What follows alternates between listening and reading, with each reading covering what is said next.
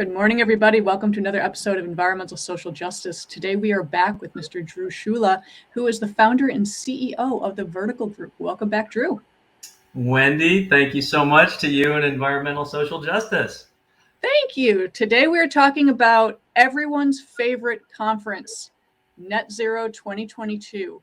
But I have to start with, where does a small town boy from Maine come up with the world's largest sustainability and climate change conference in the world?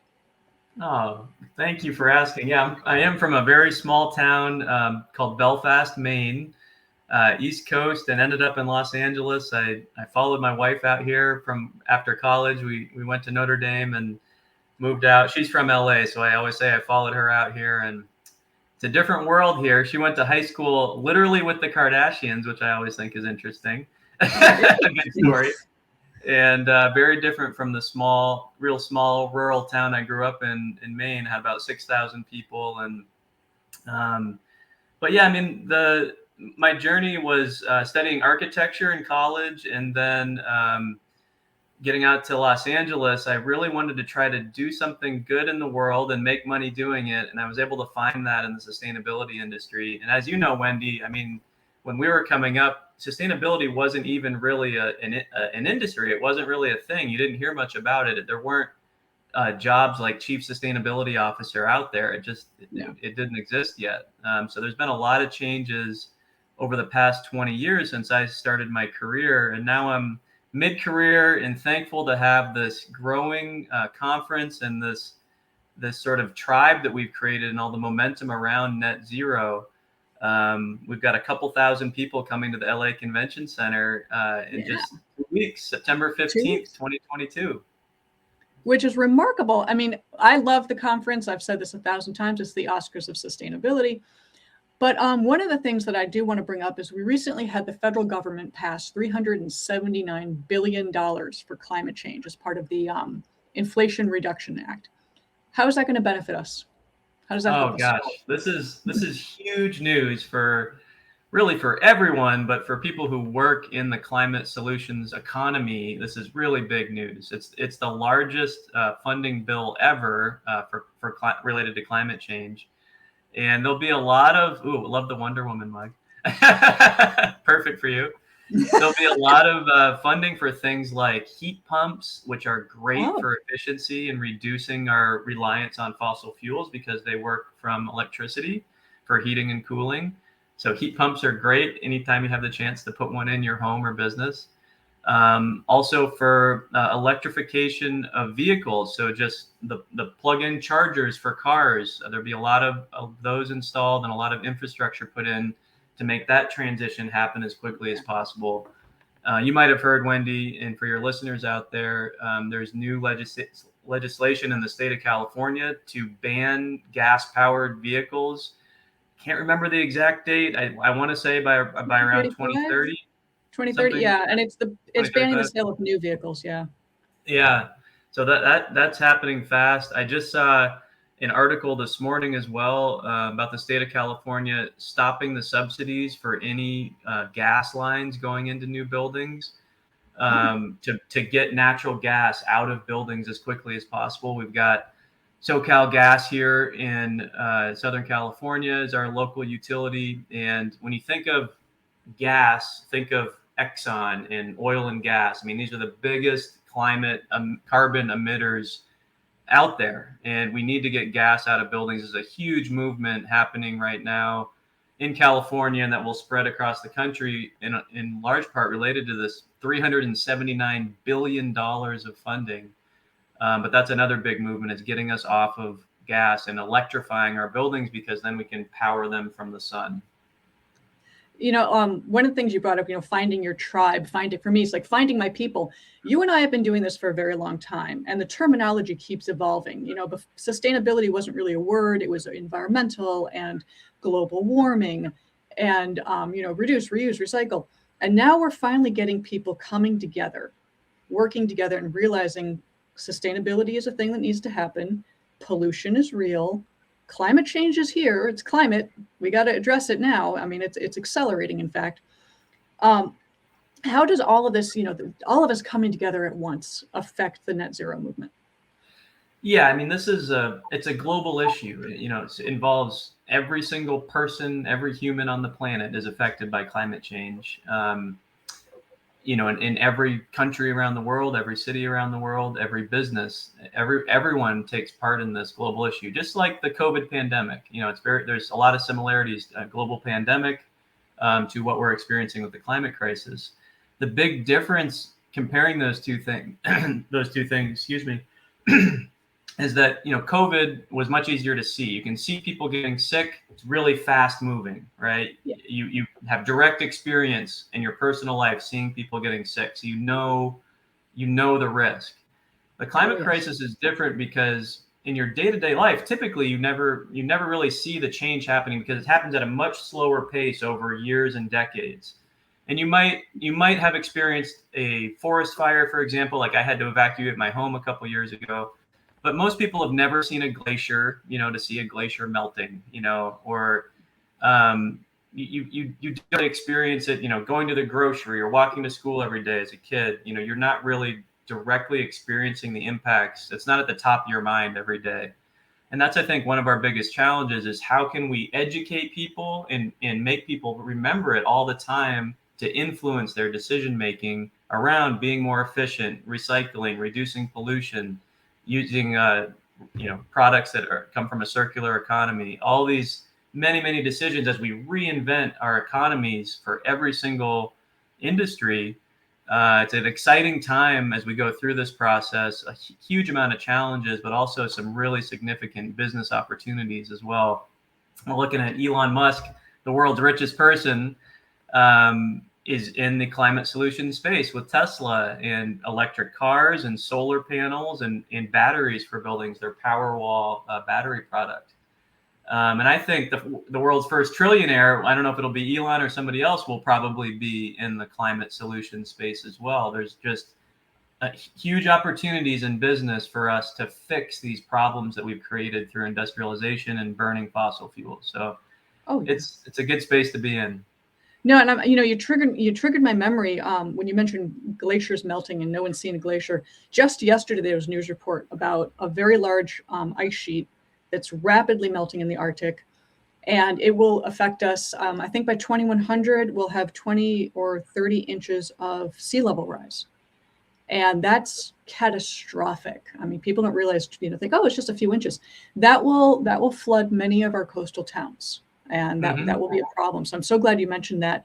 These are long-term effects. This isn't something that's going to pivot overnight. It's going to take action now, not discussions, action. And you are actively doing that. Hopefully people like Elon Musk continue to move forward with what they're doing. Bill Gates keeps doing what they're doing and help fighting our climate change in a responsible manner. But one of the things that you and I, when we talked about, exiting the world of fossil fuels and going all electric, and the driver is accelerating. How is this going to affect our climate change? Because we know it's going to take decades. It's not a quick fix, but to give people maybe some hope and aspiration, if we stop now, what can we expect to see change? Yeah, I mean, so I am a climate optimist, I would say. I think that we will rise to the occasion and solve our challenges, but it does require immediate action from everybody now. This climate action now is a call to action for everybody. Yeah. Because some of this climate change, the warming of the planet that's creating these extreme weather events is already baked in, where scientists predict that we'll already have 1.5 degrees Celsius of warming based on all of the gigatons of emissions we've pumped into our atmosphere over the past couple hundred years through industrialization. But what we're really looking at and working towards now is limiting it to a 1.5 degree increase in warming. If we continue as we operate today, globally, every industry around the world, we could see 2, 3, 4 degrees of warming, and every tiny decimal percent of warming will create more and more severe weather events. Yes. Hotter climate, LA, for example, we're going to hit 109 degrees in LA next week. I just checked my weather app last night, and wow, that's hot. That's heat. These forest fires that we're experiencing more and more frequently. again, I had to be evacuated from my house in Sierra Madre in 2020 because a fire was within about a mile of my house. My house was full of smoke. We had to get our 3 kids out and leave for a week. It was easy for me. I like to tell this story because it was easy for me to pick up and move and do that. I worked remotely. I had the means to be able to move my family for a week to healthy air quality. But millions and billions of people around the world who might live on a few dollars a day do not have the ability to do that when they have severe climate impacts, whether it be flooding or fires or whatever it might be, a hurricane. They can't just pick up and move. They're stuck where they're at.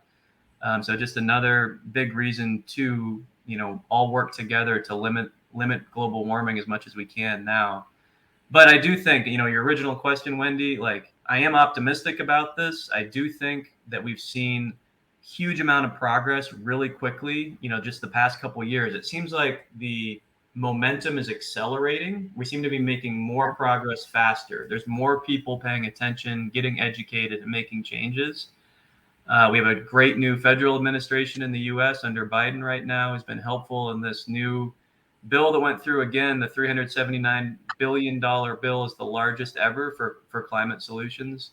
Yep. So there's a lot to be excited about. And as we go into the Net Zero conference in 2 weeks, these will all be front and center pieces of the conversation. Absolutely. And I mean, the working together, and when you talk about how we have fires, we have floods, our jet streams are changing from this excessive heat. And, people like to call it systems thinking. I just call it a chain reaction. Everything is connected. So the more heat you have, the more fires you're going to have, the more beetle infestation you're going to have killing trees. You're going to have floods in certain areas. Once we break that chain, we will start to see progress. And that only comes from what you are doing with having conferences like this, where people can listen to keynotes, they can visit the expo hall. You have a happy hour scheduled where people of like-minded interests can meet and discuss and share ideas. I cannot express how important that is, people. Highly recommend checking that out. And then the gala where I call it the Oscars of sustainability, but people are, highlighted for the work they're doing. And we need to keep this going and keep perpetuating it. And then eventually we will win this battle because we are in a battle. Yeah. Oh, we're going to hire you to be our spokesperson, Wendy. That was a great overview. I mean, yeah, that's exactly what we're trying to catalyze at the conference. I mean, my company, Verdical Group, is a B corporation. And part of that, these are for-profit companies that want to make a positive impact on people and the planet and the environment. And part of our sort of mission as a company is to educate people and help make a positive change. So the conference, in our day-to-day work, we're working on building projects with design and construction teams, helping their buildings become more efficient. We're able to reach thousands of people through the conference and really hundreds of thousands through the marketing around the conference every year as well, with the impressions that we get on social media and whatnot. And we expect about 2,000 actual humans to come out to the LA Convention Center in a couple weeks. But many, many times more people that we're able to reach and educate by doing a big conference like this. And yeah, that's the goal. Exactly what you just said, Wendy. And most people don't realize that how we build our buildings, how we energize our buildings, and our transportation, that right there will take the biggest chunk out of our emissions and pollution. Yeah. Focus on that. Yeah. That's the biggest deal. So on that, so tell people, how can they find the conference? How can they attend? How can they sign up? Yeah, thank you. Join Wendy and I there. We'll be there along with 2,000 other sustainability professionals September 15th at the LA Convention Center. Go to 𝑁𝒍𝒂𝒎𝒊𝒏𝒈 to sign up today. It's going to be a lot of fun, a lot of thought leaders, wonderful keynotes. We've got the CEO of 1% for the Planet speaking, the CEO of the American Institute of Architects, it's a huge building industry group, speaking. Some really wonderful sessions around ESG and resilience and net zero, zero carbon. It's all happening at the Net Zero Conference, so we hope to see everybody there. Absolutely. And guys, ESG matters. Don't discount it. It's hugely important for corporations to follow that. So Drew, thank you so much. I love what you guys are doing. You are amazing. We know this. And from Maine to Los Angeles, you're making an impact. Unbelievable. Hey, Love right working back at you, Wendy, with your show, Environmental Social Justice. We're huge fans, so thank you so much. I'm so happy to be on with you, and appreciate everything you're doing to educate people through your show as well. So thank you so much. Oh, that's so awesome of you. Thank you so much. I appreciate that. So guys, check out Net Zero 2022, happening September 15th. It's an awesome event. Just go. Just sign up and go. Take care, everybody. We'll see you later.